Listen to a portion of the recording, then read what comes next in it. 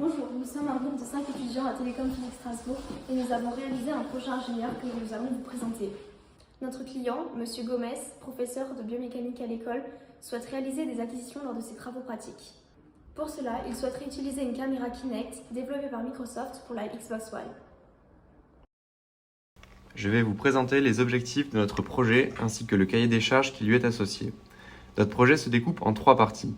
La première partie est l'acquisition du mouvement. Nous devons acquérir les données d'un mouvement à partir d'une caméra Kinect, puis adapter ces données au logiciel de biomécanique OpenSim, logiciel qui est utilisé par notre client pour ses travaux pratiques à l'école. Nous devrons également être capables de visualiser les efforts du mouvement sur le logiciel OpenSim ainsi que leur évolution au cours du temps. La seconde partie est l'analyse des mouvements. Grâce à notre logiciel d'acquisition, nous obtenons des fichiers représentant nos mouvements.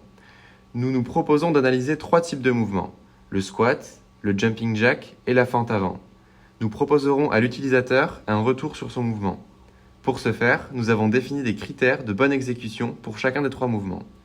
Et finalement, la dernière partie du projet s'intéresse à la comparaison de 2 mouvements. Nous ferons un état de l'art sur les différentes techniques existantes pour comparer un mouvement de référence et un mouvement amateur réalisé par l'utilisateur. Concernant l'organisation de l'équipe, nous avons découpé le projet en phases et les responsabilités de chaque membre ont évolué à mi-projet en fonction des solutions techniques choisies.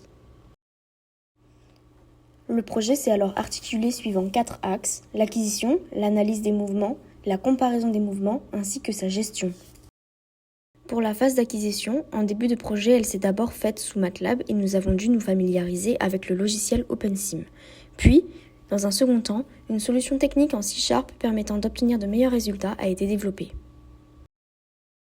Concernant l'analyse des mouvements, nous nous sommes d'abord concentrés sur la théorie, puis nous sommes passés à la conception du logiciel. Pour la comparaison de mouvements, le client nous a demandé de réaliser un état de l'art. Et pour finir, la partie gestion de projet, avec un membre chargé de la communication et un autre membre chargé de la documentation du projet afin de regrouper toutes les informations.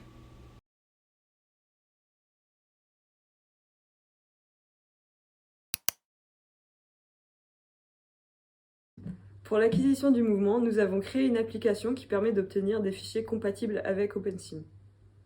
Cette application a été codée en C# sur Visual Studio et elle fonctionne sous Windows. Il suffit de brancher la caméra Kinect sur l'ordinateur via USB et l'utilisateur n'a plus qu'à faire ses mouvements. Voici un exemple. L'utilisateur place sa main droite dans le cercle pour commencer l'acquisition du mouvement. Ensuite, il est libre de faire le mouvement qu'il souhaite, par exemple un squat, un jumping jack, puis il passe sa main droite dans un cercle pour arrêter le mouvement.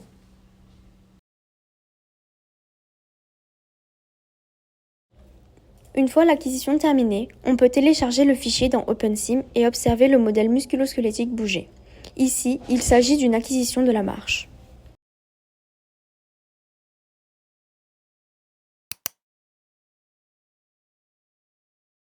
Dans le cadre de l'analyse de mouvement, nous avons fait le choix d'étudier 3 mouvements différents, le squat, la fente avant droite ainsi que le jumping jack, qui sont des mouvements suffisamment dynamiques pour être intéressants lorsqu'on les analyse et qui sont suffisamment plans que la caméra puisse détecter toutes les jonctions et qu'aucune d'entre elles ne soit cachée. L'avantage de ces 3 mouvements, c'est qu'ils peuvent être analysés de manière quantitative, c'est-à-dire qu'on peut déterminer la qualité du mouvement à partir des données chiffrées, notamment l'angle de la colonne vertébrale pour déterminer si le dos est bien droit au cours du mouvement et pour savoir également si le mouvement est assez profond au niveau des jambes. À partir des mouvements réalisés, on étudie différents critères, à savoir la posture, la profondeur ainsi que la coordination dans le cadre du jumping jack. Si certains critères ne sont pas respectés, un retour est donné à l'utilisateur afin qu'il puisse rectifier ce mouvement.